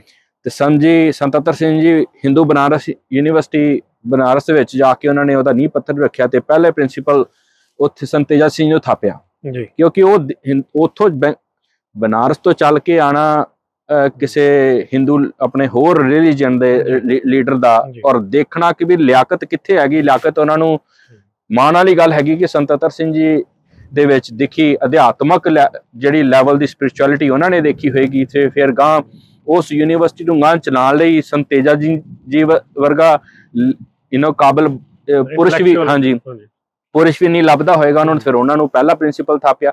ਫਿਰ ਉਸ ਤੋਂ ਬਾਅਦ ਸੁਭਾਗ ਪ੍ਰਾਪਤ ਹੋਇਆ ਕਿ ਉਹ ਖਾਲਸਾ ਕਾਲਜ ਦੇ ਵਿੱਚ ਵੀ ਆਪਣੀਆਂ ਸੇਵਾਵਾਂ ਦੇ ਸਕੇ। ਤੇ ਗਾਂ ਇਹ ਗੱਲ ਹੈਗੀ ਐਕਸੀਲੈਂਸ ਦੀ, ਹੈ ਨਾ। ਆਪਾਂ ਕਦੋਂ ਕਿੱਦਾਂ ਬਾਹਰ ਉਹਨਾਂ ਨੇ ਇਹ ਸੈੱਟ ਕੀਤਾ ਕਿ ਵੀ simple living and high thinking, ਕਿ ਵੀ ਆਪਾਂ ਗੱਲ ਇੱਥੇ ਮੁੱਕਦੀ ਆ ਅੱਗੇ ਕਿ ਬਾਬਾ ਇਕਬਾਲ ਸਿੰਘ ਜੀ ਨੇ ਵੀ ਇਸੇ ਚੀਜ਼ ਤੇ ਜ਼ੋਰ ਦਿੱਤਾ। ਅਕਾਲ ਅਕੈਡਮੀਜ਼ ਦੇ ਬੱਚਿਆਂ ਦੇ ਥਰੂ ਜੀ ਅਸੀਂ ਦੇਖਦੇ ਹਾਂ ਨਾ, ਤੇ ਕੁੜਤਾ ਪਜਾਮੀ ਪਾ ਕੇ ਤੁਸੀਂ ਉਸ ਲੈਵਲ ਦੀ ਗੱਲ ਕਰ ਸਕਦੇ ਆ ਕਿ ਜਿੱਥੇ ਕੋਈ ਬੰਦਾ ਆਮ ਜੈਂਟਲਮੈਨ, ਇੱਥੇ ਤੁਸੀਂ ਦੇਖ ਲਓ ਹਾਇਰ ਲੈਵਲ ਆਕਸਫੋਰਡ ਯੂਨੀਵਰਸਿਟੀ ਜਾਂ ਕੈਂਬਰਿਜ ਦੇ ਪੜ੍ਹੇ ਹੋਏ ਵੀ ਹਲੇ ਸੋਚਣਾ ਸ਼ੁਰੂ ਕਰਦੇ ਆ ਕਿ ਦੇ ਆਰ ਰੀਅਲੀ ਬੱਚੇ ਜਿਹੜੇ ਹੈਗੇ ਨੇ ਉਹਨਾਂ ਨੂੰ ਐਸ ਫਿਲਾਸਫੀ ਦੇ ਨਾਲ ਜੋੜਿਆ ਕਿ ਤੁਸੀਂ ਸਿੰਪਲ ਲਿਵਿੰਗ ਹਾਈ ਥਿੰਕਿੰਗ ਦੇ ਫਲਸਫੇ ਦੇ ਨਾਲ ਜੁੜਨਾ ਹੈਗਾ। ਕਿਉਂਕਿ ਤਾਂ ਹੀ ਕਿਉਂਕਿ ਦੁਨੀਆ ਨੂੰ ਬਹੁਤ ਮਾਰਾਂ ਪੈ ਰਹੀਆਂ ਇਸ ਵੇਲੇ। ਸਭ ਤੋਂ ਵੱਡੀ ਮਾਰ ਜਿਹੜੀ ਉਹ ਗਲੈਮਰਸ ਦੀ ਪੈ ਰਹੀ ਹੈ। ਹਰ ਕੋਈ ਚਾਹੁੰਦਾ ਕਿ ਮੈਂ ਬੈਟਰ ਹੋਵਾਂ, ਮੇਰਾ ਦੇਖ ਰੇਖ ਜਿਹੜਾ ਉਹ ਵਧੀਆ, ਦਿਖਾਵਾ ਬਹੁਤ ਵਧੀਆ ਹੋਣਾ ਚਾਹੀਦਾ ਮੇਰਾ। ਉਹ ਦਿਖਾਵੇ ਦੇ ਵਿੱਚੋਂ ਕੱਢ ਕੇ ਇੱਕ ਬੱਚਿਆਂ ਨੂੰ ਸਿੰਪਲ ਲਿਵਿੰਗ ਹਾਈ ਥਿੰਕਿੰਗ ਦਾ ਥਾਟ ਦੇਣਾ, ਡਿਸਿਪਲਿਨ ਚ ਪਾਣਾ, ਬਾਣੀ ਦੇ ਨਾਲ ਜੋੜਨਾ। ਤੇ ਫਿਰ ਕੈਂਬਰਿਜ ਲੈਵਲ ਦੀ ਜਿਹੜੀ ਉਹਨਾਂ ਦੀ ਕੁਆਲੀਫਿਕੇਸ਼ਨ ਕਰਾਣੀ। ਇੱਥੋਂ ਤੱਕ ਕਿ ਟੀਚਰਸ ਵੀ ਜਿਹੜੇ ਉੱਥੇ ਕੁਆਲੀਫਾਈਡ ਹੁੰਦੇ ਨੇ ਜੀ, ਇੱਕ ਟੀਚਰ ਟ੍ਰੇਨਿੰਗ ਪ੍ਰੋਗਰਾਮ ਰੱਖਿਆ ਹੋਇਆ ਉੱਥੇ, ਉਹਨੂੰ ਟੈਟ ਕਹਿੰਦੇ ਅਸੀਂ, ਟ੍ਰੇਨ ਅ ਟੀਚਰ। ਉਹਨਾਂ ਦੀ ਜਿਹੜੀ ਸਰਟੀਫਿਕੇਸ਼ਨ ਹੁੰਦੀ ਹੈ ਉਹ ਵੀ ਇੱਥੋਂ ਸਰਟੀਫਾਈਡ ਹੁੰਦੀ ਹੈ ਕੈਂਬਰਿਜ ਤੋਂ, ਕਿਉਂਕਿ ਇਹਨਾਂ ਦੇ ਪ੍ਰੋਗਰਾਮ ਸਾਰੇ ਟੀਚ ਕੀਤੇ ਜਾਂਦੇ ਨੇ ਉੱਥੇ। ਸੋ ਟੀਚਰਸ ਦੀ ਜਿਹੜੀ ਹੈਗੀ ਉਹ ਪਿੰਡਾਂ ਤੋਂ ਚੱਲ ਕੇ ਆਈਆਂ ਹੋਈਆਂ ਸਾਡੀਆਂ ਭੈਣਾਂ, ਉਹ ਆ ਕੇ ਉੱਥੇ ਇਟਰਨਲ ਯੂਨੀਵਰਸਿਟੀ ਚ ਟ੍ਰੇਨਡ ਹੁੰਦੀਆਂ ਐਜ਼ ਅ ਟੀਚਰ। ਤੇ ਉਹਨਾਂ ਨੂੰ ਕੈਂਬਰਿਜ ਲੈਵਲ ਦੀ ਡਿਗਰੀ ਦੇ ਕੇ ਵਾਪਸ ਇੰਪਲੋਏ ਕਰ ਲਿਆ ਜਾਂਦਾ ਉੱਥੇ ਅਕੈਡਮੀਜ਼ ਦੇ ਅੰਦਰ। ਇਹ ਇਟਸੈਲਫ ਹੀ ਇੱਕ ਹੋਰ ਐਕਸੀਲੈਂਸ ਦਾ ਮਾਰਕ ਸੈੱਟ ਕਰ ਦਿੱਤਾ ਬਾਬਾ ਜੀ ਨੇ। ਕਿਉਂਕਿ ਇਹ ਜਿਹੜਾ ਅਸੀਂ ਕਹਿੰਦੇ ਨਾ ਪਿੰਡਾਂ ਦਾ ਵਿਕਾਸ ਹੋਣਾ, ਪਿੰਡਾਂ ਨੂੰ ਅਪਲਿਫਟ ਕਰਨਾ, ਤੇ ਉਹ ਇਹ ਗਰਾਊਂਡ ਲੈਵਲ ਤੇ ਇਹ ਕੰਮ ਕੀਤਾ ਹੋਇਆ ਪਿੰਡਾਂ ਦੇ ਵਿੱਚ। ਹੁਣ ਫੈਕਟਸ ਇਹ ਵੀ ਨਿਕਲ ਕੇ ਆ ਰਹੇ ਹੈਗੇ ਕਿ ਜਿੱਦਾਂ 129 ਅਕਾਲ ਅਕੈਡਮੀਆਂ ਨੇ, 129 ਅਕਾਲ ਅਕੈਡਮੀਆਂ ਦੇ ਜਿੰਨੀਆਂ ਹੈਡ ਟੀਚਰਸ ਨੇ ਸਾਰਿਆਂ ਦੀ ਟ੍ਰੇਨਿੰਗ ਜਿਹੜੀ ਹੈਗੀ ਇਟਰਨਲ ਯੂਨੀਵਰਸਿਟੀ ਉੱਥੇ ਬੜੂ ਸਾਹਿਬ ਵਿਖੇ ਹੁੰਦੀ ਹੈ। ਔਰ ਉਹ ਸੰਸਥਾ ਆਪਣੇ ਖਰਚੇ ਦੇ ਉੱਤੇ ਉਹ ਟ੍ਰੇਨਿੰਗ ਕਰਦੀ, ਤਾਂ ਕਿ ਉਹ ਜਿਨ੍ਹਾਂ ਨੇ ਉਹ ਬੱਚਿਆਂ ਨੂੰ ਪੜ੍ਹਾਉਣਾ, ਗਾਂ ਜਾ ਕੇ ਲੀਡ ਕਰਨਾ ਇਨ ਸਕੂਲ, ਹੈ ਨਾ, ਕਿ ਉਹ ਆਪਣੇ ਆਪ ਦੇ ਵਿੱਚ ਫੁੱਲੀ ਕੈਪੇਬਲ ਹੋਣ। ਉਹਨਾਂ ਨੂੰ ਕਿਸੇ ਪਾਸਿਓਂ ਕੋਈ ਡਾਊਨਫਾਲ ਨਾ ਹੋਏ, ਕਿਸੇ ਨੂੰ ਮੋਰਲਸ ਵੀ ਉਹਨਾਂ ਦੇ ਇੰਨੇ ਡਾਊਨ ਨਾ ਹੋਣ ਕਦੀ ਵੀ। ਕਿਉਂਕਿ ਚੈਲੰਜਸ ਬਹੁਤ ਹੈਗੇ ਪਿੰਡਾਂ ਲੈਵਲ ਦੇ ਉੱਤੇ ਸਕੂਲ ਚਲਾਣੇ। ਸ਼ਹਿਰਾਂ ਦੇ ਵਿੱਚ ਫੈਸਿਲਿਟੀਜ਼ ਬਹੁਤ ਨੇ, ਹੈ ਨਾ, ਕਿਉਂਕਿ ਉੱਥੇ ਹਰ ਤਰ੍ਹਾਂ ਦਾ ਰਿਸੋਰਸ ਮਿਲ ਜਾਂਦਾ। ਪਿੰਡਾਂ ਦੇ ਵਿੱਚ ਕਿਸੇ ਟੀਚਰ ਨੂੰ ਕਨਵਿੰਸ ਕਰਕੇ ਲੈ ਕੇ ਆਣਾ ਕਿ ਤੂੰ ਪਿੰਡ 'ਚ ਪੜ੍ਹਾਉਣਾ, ਉਹ ਬਹੁਤ ਹੀ ਜ਼ਿਆਦਾ ਕੋਈ ਪੈਸ਼ਨੇਟ ਹੋਏਗਾ ਇਸ ਪਾਸੇ, ਤਾਂ ਉਹ ਪੈਸ਼ਨ ਲੱਭਣਾ, ਉਹਨੂੰ ਹੰਟ ਕਰਨਾ, ਉਹਨੂੰ ਲੱਭ ਕੇ ਲਿਆ ਕੇ ਟ੍ਰੇਨਡ ਕਰਕੇ ਵਾਪਸ ਲੈ ਕੇ ਆਣਾ, it's really a challenging job. And ਇੱਕ ਨਹੀਂ, ਮੈਂ 129 ਅਕਾਲ ਅਕੈਡਮੀਜ਼ ਦੇ ਵਿੱਚ ਇਸ ਤਰ੍ਹਾਂ ਹੋ ਰਿਹਾ। ਸੋ ਇਹ ਜਿਹੜਾ ਐਕਸੀਲੈਂਸ ਦਾ ਬਾਰ ਸੈੱਟ ਕੀਤਾ ਬਾਬਾ ਜੀ ਨੇ, ਇਹ ਬਹੁਤ ਬਾਕਮਾਲ ਹੈਗਾ, ਜਿਹਦਾ ਦੇ ਵਿੱਚ ਸਾਰਾ ਤੁਸੀਂ ਕਹ ਲਓ ਇਹ ਪ੍ਰੋਗਰਾਮ ਇਸ ਵੇਲੇ ਚੱਲ ਰਹੇ ਹੈਗੇ ਸੰਗਤਾਂ ਦੇ ਸਹਿਯੋਗ ਦੇ ਨਾਲ ਬਹੁਤ ਸਕਸੈਸਫੁਲੀ ਰਨ ਹੋ ਰਹੇ ਨੇ। Lakhwinder Singh ji, I think this is the perfect example of woman empowerment empowerment, yes. ਹੈ ਨਾ ਜੀ, ਇਨ ਵਰਡਸ ਐਂਡ ਇਨ ਐਕਸ਼ਨ। हाँ जी, है ना? बिल्कुल। ਔਰ ਜਿਸ ਤਰ੍ਹਾਂ ਕਿ ਦੋਸਤੋ ਤੁਹਾਨੂੰ ਪਤਾ ਹੈ ਕਿ ਅਗਰ ਰਿਮੋਟ ਪਿੰਡਾਂ ਦੇ ਵਿੱਚ ਅਸੀਂ ਜਾਂਦੇ ਆ, ਜਿਸ ਤਰ੍ਹਾਂ ਕਿ ਭਾਈ ਲਖਵਿੰਦਰ ਸਿੰਘ ਜੀ ਨੇ ਦੱਸਿਆ ਕਿ ਬਾਹਰੋਂ ਅਸੀਂ ਅਗਰ ਕੋਈ ਸ਼ਹਿਰ ਤੋਂ ਜਾਂ ਸ਼ਹਿਰ ਤੋਂ ਵੀ ਨਹੀਂ, ਕਿਸੇ ਕਸਬੇ ਤੋਂ ਕੋਈ ਪੜ੍ਹੇ ਲਿਖੇ ਅਗਰ ਤੁਸੀਂ ਪ੍ਰੋਫੈਸਰ ਲੈ ਕੇ ਰੂਰਲ ਪਿੰਡਾਂ ਦੇ ਵਿੱਚ, ਰਿਮੋਟ ਪਿੰਡਾਂ ਦੇ ਵਿੱਚ ਜਾ ਕੇ ਲੈ ਕੇ ਆਣੇ ਹੋਵੇ ਤਾਂ ਉਹ ਪੈਸ਼ਨੇਟ ਮਿਲ ਜਾਂਦੇ ਨੇ, ਕਿਤੇ ਕਿਸੇ ਚੀਜ਼ ਦੀ ਕਮੀ ਤੇ ਨਹੀਂ ਹੋਏਗੀ, ਪੈਸ਼ਨੇਟ ਪਰਸਨ ਤੁਹਾਨੂੰ ਲੱਭਣਗੇ, मिल जाते हैं। ਪਰ ਉਹਦੇ ਨਾਲ ਜਿੰਨੀ ਵੱਡੀ ਜ਼ਰੂਰਤ ਹੈ, ਜਿੰਨੀ ਵੱਡੀ ਨੀਡ ਹੈ, ਉਹ ਪੂਰੀ ਨਹੀਂ ਹੋਣੀ, ਉਹ ਸੈਟੀਸਫਾਈ ਨਹੀਂ ਹੋਣੀ, ਔਰ ਉਹਦੇ ਵਿੱਚ ਤੁਹਾਡੀ એનર્ਜੀ ਬੜੀ ਵੇਸਟ ਹੋਣੀ ਹੈ। ਕੋਈ ਛੱਡ ਕੇ ਚਲ ਗਿਆ, ਫੇਰ ਲੈ ਕੇ ਆਓ। ਜੀ ਜੀ ਜੀ, ਇਹਦੇ ਨਾਲ ਕੰਟੀਨਿਊਸ ਪ੍ਰੋਸੈਸ। ਹਾਂ, ਇਹਦੇ ਨਾਲ ਉੱਥੇ ਹੀ ਜੋ ਆਈ ਥਿੰਕ ਮਹਾਂਪੁਰਸ਼ਾਂ ਨੇ ਜਿਸ ਤਰ੍ਹਾਂ ਸੋਚਿਆ ਕਿ ਕਿਉਂ ਨਾ ਇੱਥੋਂ ਹੀ ਇਹ ਨਰਸਰੀ ਲਾਈ ਜਾਵੇ ਜੀ, ਇੱਥੋਂ ਹੀ ਜੋ ਹੈ ਟ੍ਰੇਨਿੰਗ ਕੀਤੀ ਜਾਏ ਟੀਚਰਸ ਦੀ। ਔਰ ਉਹਨਾਂ ਨੇ ਸੈਕਸ਼ਨ ਵੀ ਦੇਖੋ ਕਿਹੜਾ ਚੱਕਿਆ ਜੀ, ਸੈਕਸ਼ਨ ਵੀ ਵੂਮਨਸ ਦਾ ਚੱਕਿਆ। ਕਹਿੰਦੇ ਇੱਕ ਪੰਥ ਦੋ ਕਾਜ ਹੈ ਨਾ ਜੀ, ਔਰ ਵੂਮਨ ਐਮਪਾਵਰਮੈਂਟ ਵੀ ਹੋ ਰਹੀ ਆ, ਉਹ ਕੰਮ ਵੀ ਮਿਲ ਰਿਹਾ। ਜਿਹੜੀ ਵੂਮਨ ਐਮਪਾਵਰਮੈਂਟ ਦੀ ਗੱਲ ਹੈਗੀ ਭਾਜੀ, ਕਿਉਂਕਿ ਇਹ ਮੰਨਣਾ ਹੈਗਾ, ਕਿਉਂਕਿ ਜੇ ਸਪੋਜ਼ ਕਰੋ ਘਰ ਦੇ ਵਿੱਚ ਜੇ ਸਾਡੀਆਂ ਭੈਣਾਂ, ਸਾਡੀਆਂ ਮਾਵਾਂ ਪੜ੍ਹੀਆਂ ਲਿਖੀਆਂ ਹੋਣਗੀਆਂ ਨਾ ਜੀ, ਆਉਣ ਵਾਲੀ ਕਿੰਨੀਆਂ ਜਨਰੇਸ਼ਨ ਉਹ ਚੇਂਜ ਕਰੇਗੀ। ਉਹ ਇੱਕ ਨਹੀਂ 3 ਕੁਲਾਂ ਸਵਾਰੇਗੀ। ਜਿੱਥੋਂ ਉਹਨੂੰ ਵਿਦਿਆ ਮਿਲੀ ਆਪਣੇ ਪੇ ਦੇ ਘਰੇ, ਤੇ ਜਿੱਥੇ ਉਹਨੇ ਪੜ੍ਹ ਕੇ ਜਾਣਾ ਆਪਣੇ ਪਤੀ ਦੇ ਘਰੇ, 2 ਫੈਮਲੀਜ਼ ਤੇ ਡਾਇਰੈਕਟਲੀ ਉਹਨੇ ਇੰਪੈਕਟ ਕਰ ਦਿੱਤੀਆਂ, ਤੇ ਤੀਸਰੀ ਉਹ ਜਿਹੜੀ ਉਹਨੇ ਅੱਗੇ ਉਹਨਾਂ ਦੀ ਆਉਣ ਵਾਲੀ ਪੀੜ੍ਹੀ ਹੋਏਗੀ, ਉਹ ਵੀ ਹੀ ਉਹਨਾਂ ਨੇ ਇੰਪੈਕਟ ਕਰਨੀ ਹੈਗੀ। ਇਹ 3 ਕੁਲਾਂ ਤੇ ਤੁਸੀਂ ਕਹ ਲਓ ਇਨ ਹੈਂਡ ਹੈਗੀਆਂ ਉਹਨਾਂ ਦੀਆਂ, ਜਿਹੜੀਆਂ ਉਹਨਾਂ ਨੇ ਸਵਾਰ ਦੇਣੀਆਂ ਐਜੂਕੇਸ਼ਨ ਦੇ ਜ਼ਰੀਏ। ਔਰ ਐਜੂਕੇਸ਼ਨ ਐਸੀ ਉਹ ਮਿਆਰੀ ਐਜੂਕੇਸ਼ਨ ਜਿਹਦੇ ਨਾਲ ਸਾਇੰਟਿਫਿਕ ਐਂਡ ਸਪਿਰਿਚੁਅਲਿਟੀ ਦੋਨਾਂ ਦਾ ਬਲੈਂਡ ਹੋਵੇ, ਕਿ ਦੁਨਿਆਵੀ ਐਜੂਕੇਸ਼ਨ ਵੀ ਪੂਰੀ ਪੁਰਜ਼ੋਰ ਤੇ ਤੁਸੀਂ ਉੱਤੇ ਪੜ੍ਹਾਈ ਕਰੋ, ਤੇ ਨਾਲ ਤੁਸੀਂ ਅਧਿਆਤਮਕ ਵਿਦਿਆ ਵੀ ਲਵੋ, ਗੁਰੂ ਗ੍ਰੰਥ ਸਾਹਿਬ ਮਹਾਰਾਜ ਜੀ ਦਾ ਗਿਆਨ ਲਵੋ, ਨਿਤਨੇਮੀ ਹੋਵੋ, ਸਿੱਖੀ ਦੇ ਫਲਸਫੇ ਦੇ ਨਾਲ ਜੁੜੋ। ਉਹ ਪ੍ਰਚਾਰ ਤੁਸੀਂ ਆਪਦੇ ਘਰਾਂ 'ਚ ਲੈ ਕੇ ਜਾਓ, ਸਿਰਫ ਬਾਹਰ ਸੁਸਾਇਟੀ 'ਚ ਹੀ ਨਾ ਕਰੋ, ਆਪਣੇ ਘਰਾਂ ਤੋਂ ਸ਼ੁਰੂ ਕਰੋ। ਸੋ ਜਿੰਨੇ ਵੀ ਮਾਡਲ ਤੁਸੀਂ ਦੇਖਦੇ ਹੋ, ਬੱਚੇ ਦੇਖਦੇ ਹੋ, ਇਨ ਇਟਸੈਲਫ ਕੱਲਾ ਬੱਚਾ ਇਹ ਚੱਲਦਾ ਫਿਰਦਾ, ਮੈਂ ਗੁਰਦੁਆਰਾ ਕਹਿੰਦਾ ਹੁਣ ਉਹਨਾਂ ਨੂੰ, ਕਿਉਂਕਿ ਇਹਨਾਂ ਦੇ ਅੰਦਰ ਕਿੰਨੀ ਚੀਜ਼ਾਂ ਸਮਾ ਰਹੀਆਂ ਨੇ ਇਸ ਵੇਲੇ। ਬਾਣੀ ਦਾ ਪ੍ਰਚਾਰ ਕਰਨਾ ਹੈ ਤੁਸੀਂ, ਜਿੱਥੇ ਕੋਈ ਅੱਛਾ ਜਾਂ ਬੁਰਾ ਹੋ ਰਿਹਾ ਹੁੰਦਾ, ਅੱਛੇ ਨੂੰ ਉਹ ਸਲਾਹੁੰਦੇ ਨੇ, ਬੁਰੇ ਨੂੰ ਉਹ ਨਕਾਰ ਦਿੰਦੇ, ਉਹ ਕਹਿੰਦੇ ਨੇ ਕਿ ਆਹ ਚੀਜ਼ ਗਲਤ ਹੋ ਰਹੀ ਹੈ, ਇਹਨੂੰ ਸਹੀ ਕਰਨਾ ਪੈਣਾ।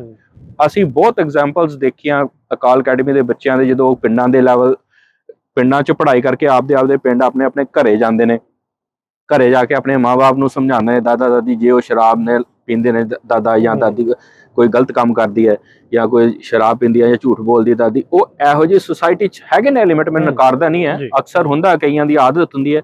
ਉਹ ਜਾ ਕੇ ਜਦੋਂ ਸਾਡੇ ਬੱਚੇ, ਛੋਟੇ ਬੱਚੇ ਜਾ ਕੇ ਆਪਣੇ ਘਰੇ ਕਹਿੰਦੇ ਕਿ ਆਹ ਗਲਤ ਹੈਗਾ, ਏਦਾਂ ਨਹੀਂ ਕਰਨਾ ਚਾਹੀਦਾ, ਤੁਸੀਂ ਇਹ ਗਲਤ ਕਰ ਰਹੇ ਹੋ, ਬਾਬਾ ਜੀ ਆਹ ਗਲਤ ਕਰ ਰਹੇ ਹੋ, ਸੀ ਦਾਦੀ ਜੀ ਤੁਸੀਂ ਏਦਾਂ ਗਲਤ ਕਰ ਰਹੇ ਹੋ, ਉਹ ਜਿਸ ਤਰੀਕੇ ਨਾਲ ਉਹਨਾਂ ਨੂੰ ਹਿੱਟ ਕਰਦੀ ਹੈ ਗੱਲ, ਉਹ ਸਦਾ ਲਈ ਬੁਰਾਈ ਛੱਡਣ ਲਈ ਤਿਆਰ ਹੋ ਜਾਂਦੇ ਨੇ। ਅਸੀਂ ਐਗਜ਼ਾਮਪਲਸ ਦੇਖੀਆਂ ਨੇ, ਔਰ ਬੱਚੇ ਆ ਕੇ, ਪੇਰੈਂਟਸ ਆ ਕੇ ਮਿਲੇ ਨੇ ਕਿ ਵੀ ਇਸ ਬੱਚੇ ਨੇ ਸਾਡਾ ਜੀਵਨ ਸਵਾਰ ਦਿੱਤਾ। ਸੋ ਇਹ ਇਸ ਤਰ੍ਹਾਂ ਦੀਆਂ ਇਹੀ ਮਾਡਲ ਸੀਗਾ। ਜਦੋਂ ਇਹ ਸਕਸੈਸ ਸਟੋਰੀਜ਼ ਅਸੀਂ ਦੇਖਦੇ ਨਾ, ਇਹੀ ਮਾਡਲ ਦੇ ਉੱਤੇ ਅਸੀਂ ਸੋਚਦੇ ਨੇ ਕਿ ਵੀ ਜਿਹੜਾ ਸੰਗਤਾਂ ਦੇ ਵੱਲੋਂ ਲਗਾਤਾਰ ਦਿੱਤਾ ਜਾ ਰਿਹਾ ਸਹਿਯੋਗ, ਔਰ ਬਾਬਾ ਜੀ ਦੇ ਜਿਨ੍ਹਾਂ ਨੇ ਉਹਨਾਂ ਨੇ ਇਹ ਲਹਿਰ ਚਲਾਈ ਵਿਦਿਆ ਦੀ, ਇਹ ਚਲੋ ਗੁਰੂ ਮਹਾਰਾਜ ਦੀ ਕਿਰਪਾ ਦੇ ਨਾਲ, ਸੰਗਤਾਂ ਦੇ ਸਹਿਯੋਗ ਦੇ ਨਾਲ ਇਹ ਬਹੁਤ ਅੱਛਾ ਇਸੇ ਕਰਕੇ ਹੀ ਚੱਲ ਰਿਹਾ ਹੈਗਾ, ਕਿਉਂਕਿ ਇਹਦੇ ਵਿੱਚ ਰੱਤੀ ਮਾਤਰ ਵੀ ਕੋਈ ਕੰਪਰੋਮਾਈਜ਼ ਨਹੀਂ ਹੈ ਨਾ। ਪਿੰਡਾਂ ਲੈਵਲ ਦੇ ਉੱਤੇ ਜਿਹਨੂੰ ਮਦਦ ਚਾਹੀਦੀ ਹੈ ਉਹਨੂੰ ਮਦਦ ਦਿੱਤੀ ਜਾ ਰਹੀ ਹੈ ਨਾ। ਸਮਾਜ ਦੀ ਜਿਹੜੀਆਂ ਵੀ ਐਲੀਮੈਂਟਸ ਹੈਗੇ, ਬੈਡ ਐਲੀਮੈਂਟਸ, ਉਹਨਾਂ ਨੂੰ ਟੈਕਲ ਕੀਤਾ ਜਾ ਰਿਹਾ ਉਸ ਅਕੈਡਮੀਜ਼ ਦੇ ਥਰੂ। ਸੋ ਇਹ ਸਕੂਲਾਂ ਦੇ ਵਿੱਚ ਸੰਗਤ ਜੀ, ਤੁਹਾਡਾ ਯੋਗਦਾਨ ਸਾਨੂੰ ਹਲੇ ਵੀ ਹੋਰ ਬਹੁਤ ਚਾਹੀਦਾ ਹੈਗਾ। ਤੁਸੀਂ ਬਹੁਤ ਸਾਰੇ ਤਰੀਕਿਆਂ ਨਾਲ ਯੋਗਦਾਨ ਪਾ ਸਕਦੇ ਹੋ। ਜੇ ਤੁਸੀਂ ਕਿਸੇ ਕਲਾਸਰੂਮ, ਸਕੂਲ ਦੇ ਵਿੱਚ ਇੱਕ ਕਲਾਸਰੂਮ ਨੂੰ ਸਪਾਂਸਰ ਕਰਨਾ ਚਾਹੁੰਦੇ ਹੋ, ਸਪਾਂਸਰ ਕਰ ਸਕਦੇ ਹੋ। ਕਿਸੇ ਇੱਕ ਲੋੜਵੰਦ ਬੱਚੇ ਦੀ ਪੜ੍ਹਾਈ ਨੂੰ ਜੇ ਤੁਸੀਂ ਸਪਾਂਸਰ ਕਰਨਾ ਚਾਹੁੰਦੇ ਹੋ ਤਾਂ ਉਹ ਵੀ ਸਪਾਂਸਰ ਕਰ ਸਕਦੇ ਹੋ। ਤੁਸੀਂ ਸਕਰੀਨ ਤੇ ਨੰਬਰ ਦਿੱਤੇ ਹੋਏ ਨੇ, ਤੁਸੀਂ ਉੱਤੇ ਕੰਟੈਕਟ ਕਰ ਸਕਦੇ ਹੋ ਕਿ ਵੀ ਇਹ ਸਾਰੇ ਕਾਰਜ ਜਿਹੜੇ ਕਲਗੀਧਰ ਟਰੱਸਟ ਬੜੂ ਸਾਹਿਬ ਦੇ ਵਿੱਚ ਚੱਲ ਰਹੇ ਨੇ, ਸਭ ਸੰਗਤਾਂ ਦੇ ਸਹਿਯੋਗ ਦੇ ਨਾਲ ਚੱਲ ਰਹੇ ਨੇ ਜੀ।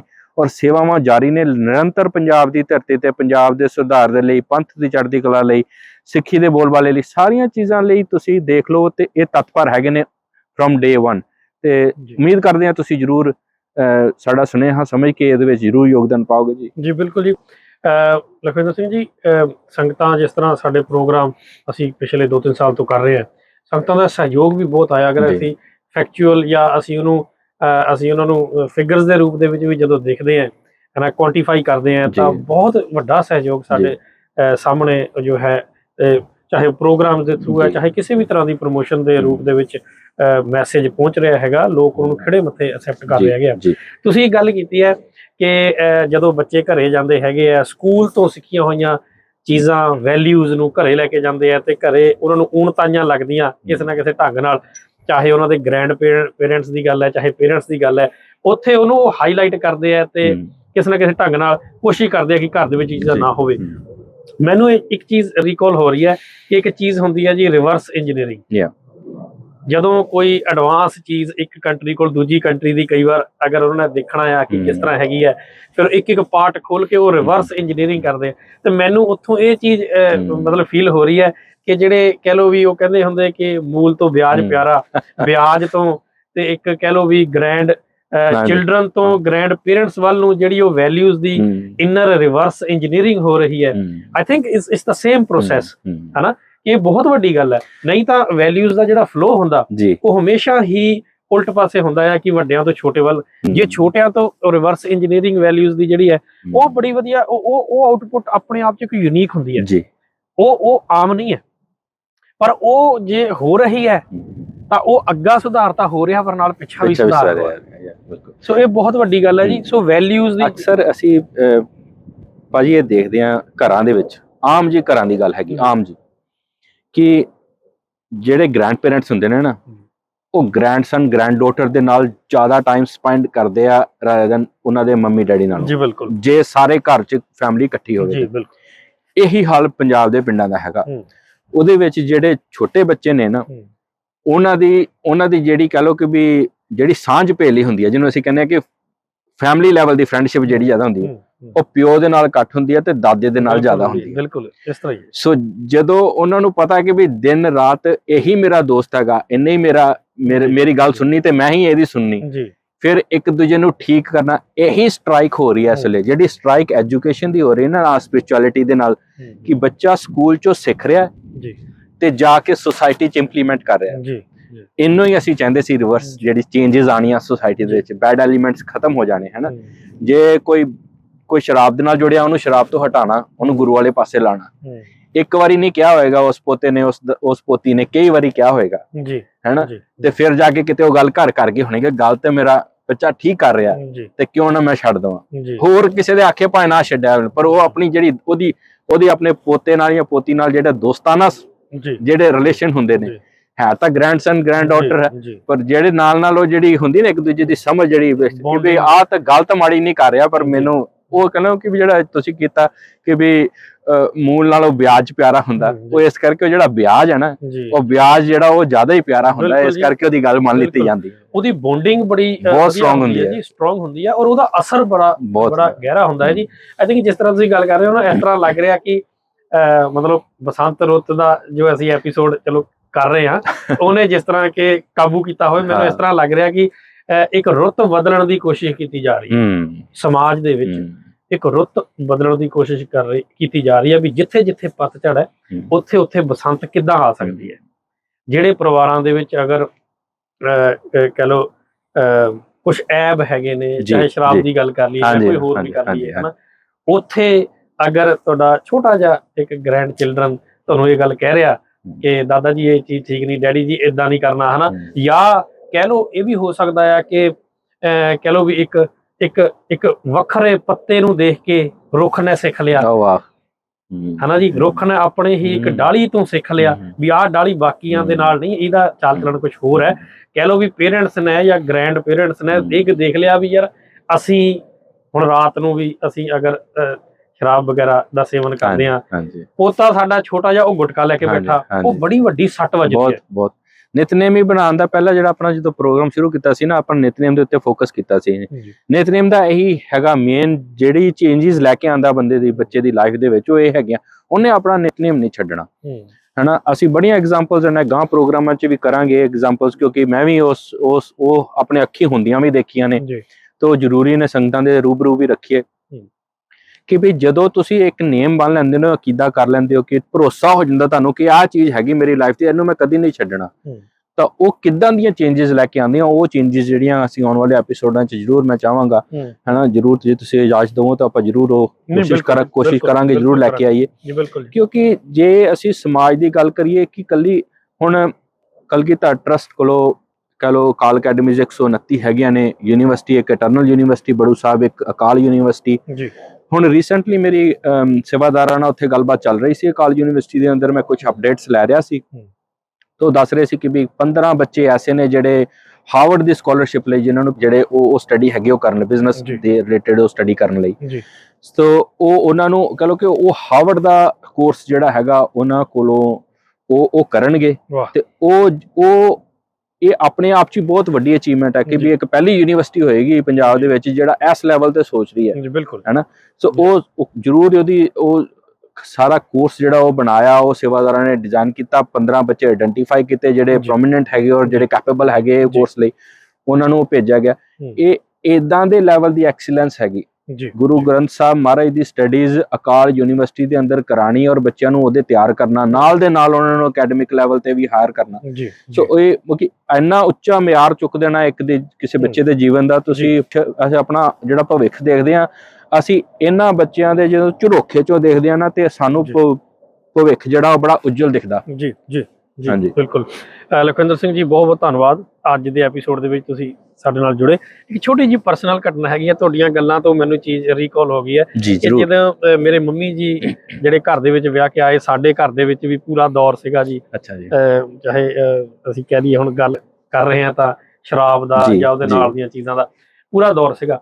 ਤਾਂ ਮੇਰੇ ਮੰਮੀ ਜੀ ਸਵੇਰੇ ਕਹਿ ਲਓ 2:30-3 ਵਜੇ ਉੱਠ ਕੇ, ਮੇਰੀ ਨਾਨੀ ਜੀ ਵੱਲੋਂ ਵੀ ਇਹੀ ਸੀਗਾ ਜੀ, ਉੱਠ ਕੇ ਮਤਲਬ ਪਾਠ ਕਰਕੇ ਤੇ ਆਪਣਾ ਪੰਜਾ ਬਾਣੀ ਦਾ ਪਾਠ ਕਰਕੇ ਸਾਰਾ ਕੰਮ ਕਰਕੇ ਤੇ ਆਪਣਾ 6 ਵਜੇ ਤੱਕ ਰੈਸਟ ਵੀ ਕਰ ਲੈਂਦੇ ਸੀ। ਜਾਨੂੰ ਮੇਰੇ ਦਾਦਾ ਜੀ ਹੋਰ ਉੱਠਦੇ ਸੀ। ਮੇਰੇ ਦਾਦਾ ਜੀ ਨੇ ਇਹ ਗੱਲ ਜਦੋਂ ਕਾਫੀ ਜਗ੍ਹਾ ਤੇ ਕਹੀ, ਉਸ ਵਕਤ ਮੈਂ ਨਾਲ ਸੀ। ਅੱਛਾ ਜੀ।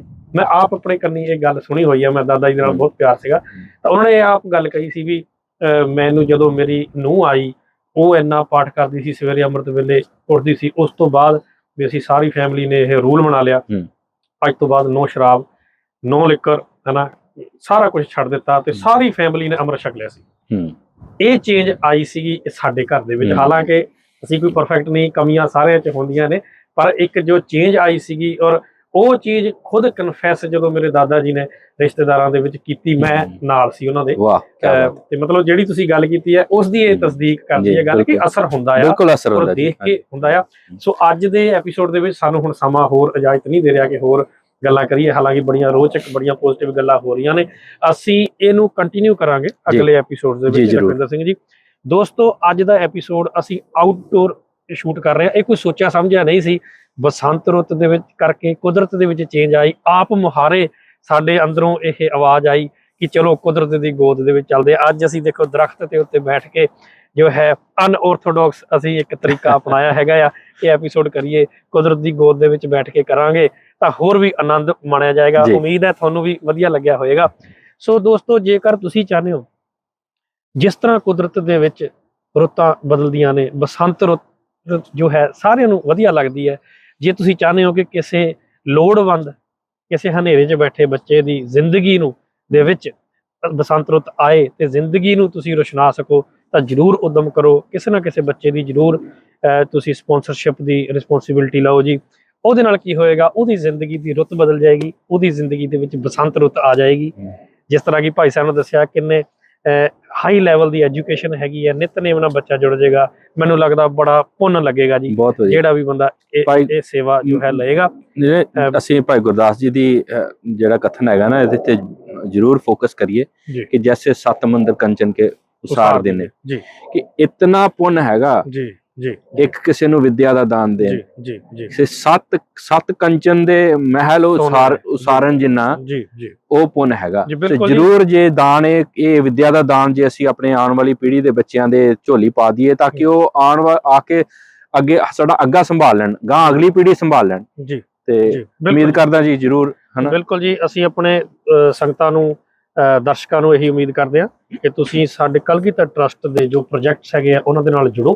ਤੁਹਾਨੂੰ ਕੋਈ ਵੀ ਕੁਐਰੀ ਹੈ, ਪ੍ਰਸ਼ਨ ਹੈਗੀ ਹੈ, ਯੂ ਆਰ ਵੈਲਕਮ। ਤੁਹਾਡੀਆਂ ਸਾਰੀਆਂ ਕੁਐਰੀਜ਼ ਦੇ ਜੋ ਹੈ ਉੱਤਰ ਦਿੱਤੇ ਜਾਣਗੇ। ਤੁਹਾਨੂੰ ਕਿਸੇ ਵੀ ਤਰ੍ਹਾਂ ਦਾ ਸ਼ੰਕਾ ਹੈ, ਟਰਾਂਸਪੇਰੈਂਸੀ ਦੀ ਗੱਲ ਹੈ, ਜਾਂ ਫਰਦਰ ਤੁਹਾਨੂੰ ਇਨਸਾਈਟ ਚਾਹੀਦੀ ਹੈਗੀ ਹੈ ਪ੍ਰੋਜੈਕਟਸ ਦੀ, ਜਾਂ ਤੁਹਾਨੂੰ ਤੁਸੀਂ ਇਫ ਯੂ ਆਰ ਵੰਡਰਿੰਗ ਕਿ ਅਸੀਂ ਕਿੱਦਾਂ ਬੱਚਾ ਚੂਜ਼ ਕਰੀਏ, ਸਾਰੀ ਗਾਈਡਲਾਈਨਸ ਤੁਹਾਨੂੰ ਮਿਲ ਜਾਏਗੀ। ਸਕਰੀਨ ਤੇ ਆ ਰਹੇ ਨੰਬਰ ਤੇ ਤੁਸੀਂ ਕੰਟੈਕਟ ਕਰੋ ਜਾਂ ਸਾਨੂੰ ਈਮੇਲ ਕਰ ਦਿਓ ਜੀ। ਸੋ ਅੱਜ ਦੇ ਐਪੀਸੋਡ ਦੇ ਵਿੱਚ ਬਸ ਇੰਨਾ ਹੀ, ਇਜਾਜ਼ਤ ਲੈਂਦੇ ਹਾਂ ਜੀ। ਬਹੁਤ ਬਹੁਤ ਧੰਨਵਾਦ ਲਖਵਿੰਦਰ ਸਿੰਘ ਜੀ। ਆਓ ਫਤਿਹ ਦੀ ਸਾਂਝ ਪਾਈਏ। ਵਾਹਿਗੁਰੂ ਜੀ ਕਾ ਖਾਲਸਾ, ਵਾਹਿਗੁਰੂ ਜੀ ਕੀ ਕੀ ਫਤਿਹ। ਫਤਿਹ।